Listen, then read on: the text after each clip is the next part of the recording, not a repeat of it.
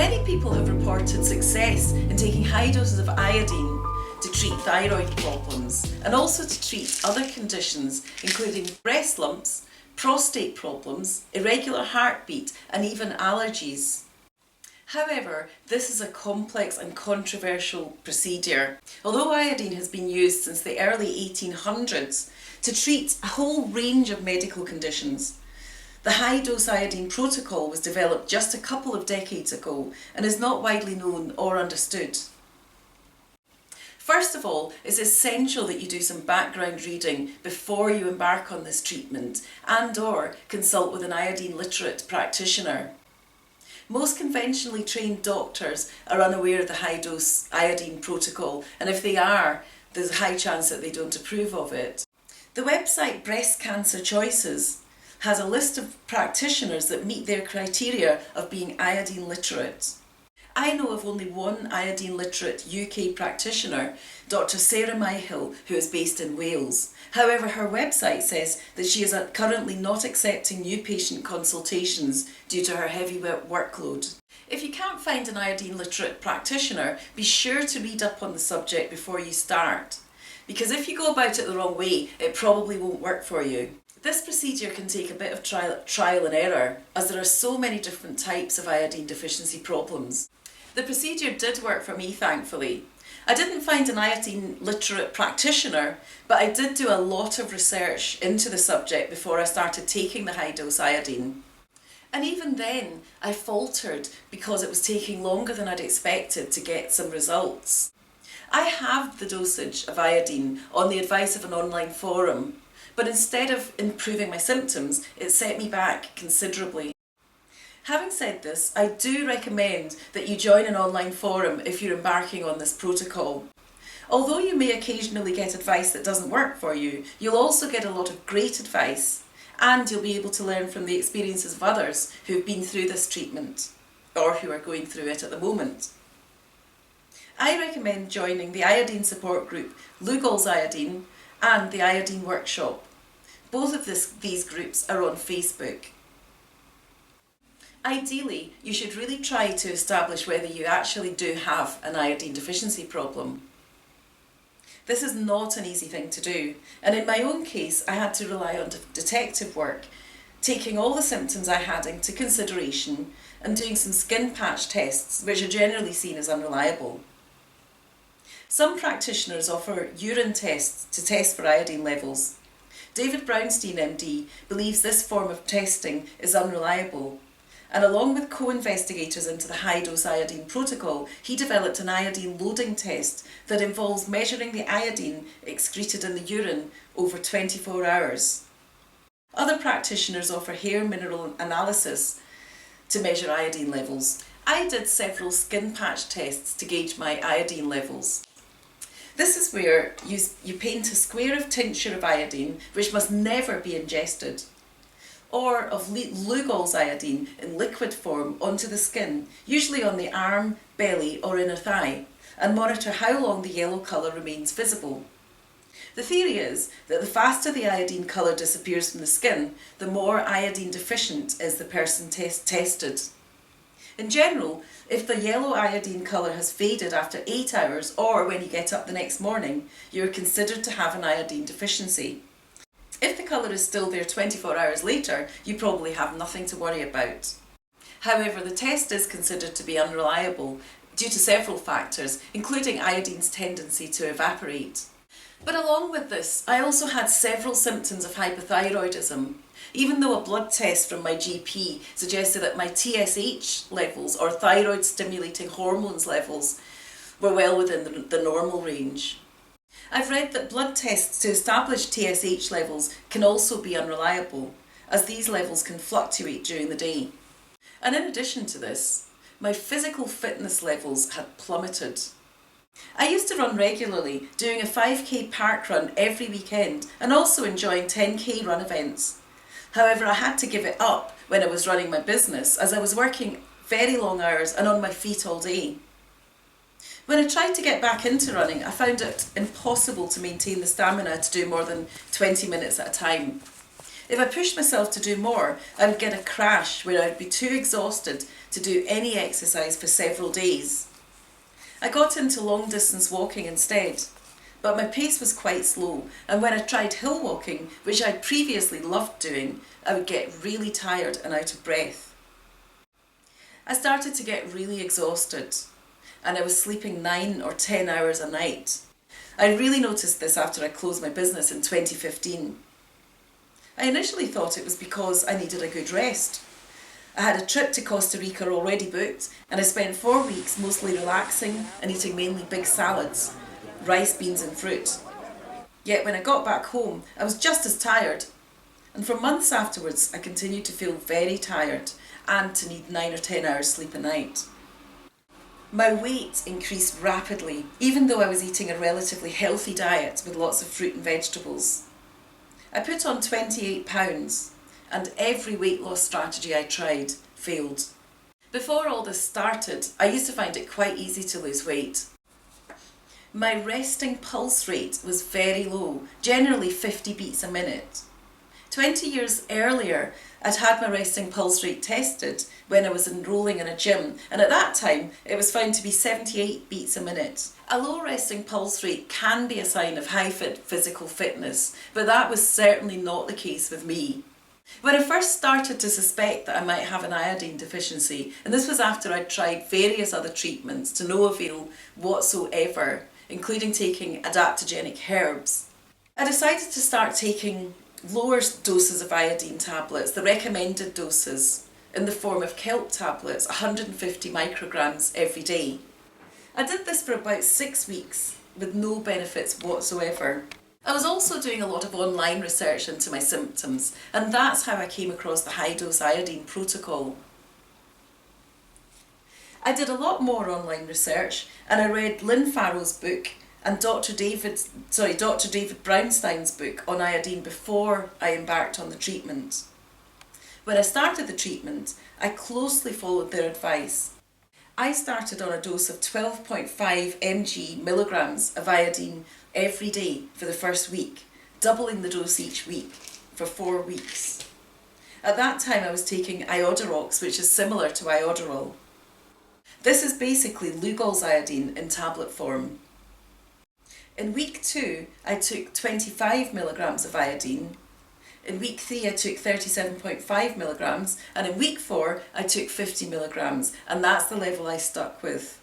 Increasing the dose gradually in this way allows you to monitor the effect that it's having on your system, and you can keep the dose low for a longer time if you feel more comfortable that way. It is strongly recommended to take regular doses of nutrients while on a course of high-dose iodine.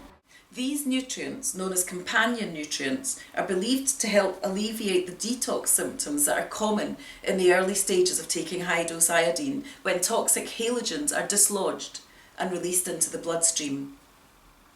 The companion nutrients, which should be taken every day when you're taking high doses of iodine, are as follows: 3,000 milligrams of vitamin C, 300 to 600 milligrams of magnesium oxide, 200 micrograms of selenium, 100 to 500 milligrams of niacin or B3 twice a day. Make sure this is not niacinamide. 100 milligrams of vitamin B2 3 times a day. Half a teaspoon of unrefined sea salt added to the diet every day. A quarter teaspoon of unrefined sea salt dissolved in 8 ounces of water twice a day as needed. This is for the salt loading procedure to flush toxic halogens out of the system. Lots of fresh water and a comprehensive vitamin and nutrition programme.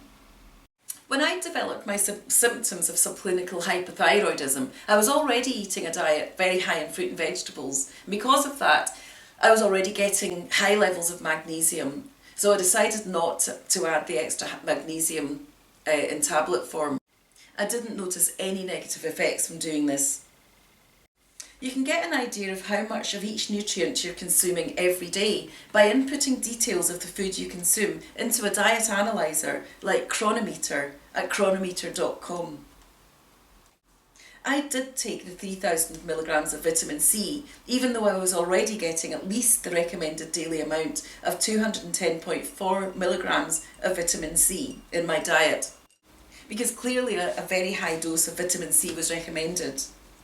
But after a while I reduced the dose and eventually stopped taking it altogether because it was upsetting my stomach. I didn't suffer any ill effects from doing this, but I do recommend taking high doses of vitamin C when you're doing the high dose iodine protocol, at least in the early stages. The vitamin B2 turned my urine bright neon yellow, and apart from this it didn't have any ill effects, but it didn't have any positive effects either, so I soon stopped taking it. I had a very bad reaction to the vitamin B3. The type I used was described not as niacinamide, but as nicotinic acid. The first time I took it, I took about 200 milligrams and I got a very strong reaction. Symptoms of vitamin B3 typically include hot flushes, but I wouldn't describe this as a hot flush. It was more of a stinging, burning, itchy rash. It came on so suddenly, about 20 minutes after I took the dose, that I just panicked and I posted on an online forum for help. I did get some good advice and it reassured me. And luckily, the effects disappeared just as quickly as they'd appeared. After that, I took much lower doses of vitamin B3. But every time I tried to gradually build up the dose again, I would get the same really bad reaction. So after a while, I just decided to stop taking it altogether. And I didn't notice any ill effects from stopping taking it. After a few months, I had stopped taking all the companion nutrients except for the selenium, which I understand is essential to take if you're taking high doses of iodine. So I still to this day take 200 micrograms of selenium every single morning. I've often found that when I post on online forums about the salt loading procedure or the companion nutrients, people will reply saying, I got this reaction when I tried it, or just don't do it this way, that way's better. And to me that just shows that there's a whole range of thyroid problems and a whole range of ways that people treat these problems. So you've really just got to do what feels good to you. And there are some basic essentials, taking the selenium is one, that you really have to do that. But a lot of it is just trial and experimentation. The thing is that iodine is needed by so many different organs in the body, and that means that iodine deficiency can manifest in many different ways for different people. So talk to other people in the online forums, do research, and if you can find a good iodine literate practitioner, go and consult them. In general, you should have a highly nutritious, balanced diet for the high dose iodine protocol to work well. And even if you don't take any of the other vitamins or nutrients, it's essential to take selenium, as selenium is a vital part of the process that converts iodine for its use by the thyroid. Some people who are doing this protocol take higher doses of selenium than 200 micrograms a day. The salt loading procedure is said to clear toxic halogens from the bloodstream. To do this, you dissolve 1/4 teaspoon of unprocessed, unrefined salt in about 8 ounces or 250 millilitres of water, and then follow immediately with 12 to 16 ounces or 350 to 500 millilitres of pure water. Repeat the process in 30 to 40 minutes if needed, and you may want to repeat it again until copious urination begins. I certainly found the salt loading procedure to be extremely helpful. Many people who are proactive about their health are inclined to reduce their intake of salt. But salt is essential to our health, and increasing your salt intake for a limited period is unlikely to endanger your health, unless you have other health conditions where a high intake of salt could be dangerous. It's very important to take unrefined salt for this purpose, as refined salt has been stripped of the minerals that are available in unrefined sea salt or Himalayan salt. In my own case, I found the salt loading procedure absolutely invaluable, and I was able to stop it after a few months simply because it had worked. There's a lot of scepticism around detoxing and flushing toxins out of the bloodstream. I can't give a verdict on the scientific accuracy of all this. All I can say is that the salt loading process clearly worked for me. I was initially quite sceptical about it, but after I started taking high doses of iodine, I did indeed start getting very tangible symptoms, which many people believe are side effects from the iodine. I don't believe they are side effects, because they completely disappeared after a while, despite the fact that I continued to take the high doses of iodine. The symptoms included dizziness, a kind of fuzzy brain feeling, trembling, even depression and anxiety, some of which I've described in earlier videos. I found that these symptoms were alleviated by doing the salt loading procedure. It was very clear cut. When the symptoms were very strong, I had to repeat the salt loading several times, but it did seem to work. In the early days of taking high doses of iodine, I did the salt loading twice a day, and when I forgot to take it, those detox symptoms would come back strongly as a reminder. After 2 months of taking high doses of iodine, I wrote in my diary, "Have not taken the salt loading for 4 days now." And I never needed to do it again after that, despite the fact that I continued to take high doses of iodine for over a year after that. So it does seem to me that toxins have been cleared from my system. The halogenic elements are 5 chemically related elements in the periodic table: fluorine, chlorine, bromine, iodine and astatine. Halogen means salt producing, and when halogens react with other metals, they produce salts like sodium chloride or table salt. Apart from astatine, which is radioactive, these halogens are not necessarily toxic in low amounts and concentrations. But halogens like bromide, chloride and fluoride can inhibit iodine binding in the body. According to Dr. David Brownstein, bromine intoxication, or bromism, has been linked to delirium, psychomotor retardation, schizophrenia and hallucination. Bromide ingestion has been linked to feelings of apathy and poor concentration, as well as depression, headaches and irritability. When there is insufficient iodine in the body, according to Brownstein, the toxicity of bromine is accelerated. I now filter my bathwater and drinking water to avoid chlorine building up in my system. I've been doing this ever since I started doing the high dose iodine protocol. To be honest, I have no idea whether this is actually achieving anything, but it costs very little, and my health and fitness have improved so much since I started doing all this that I just see no reason to give up. So to sum up, if you think you've got an iodine deficiency problem and or a thyroid issue, and if you're interested in doing the high dose iodine protocol, you should definitely take the following steps. Check your symptoms to satisfy yourself that iodine deficiency is the problem first.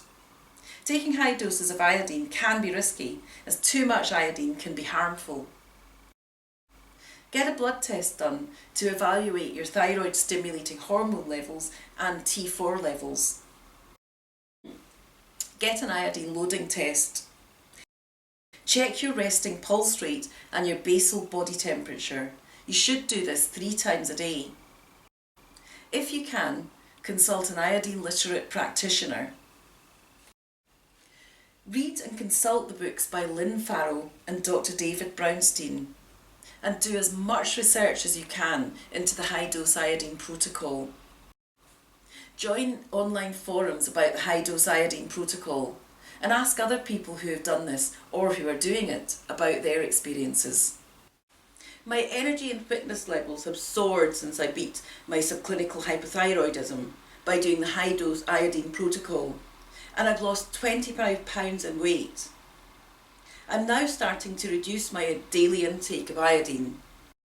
If you've enjoyed watching this video, please give it a thumbs up and feel free to subscribe. Thanks for watching.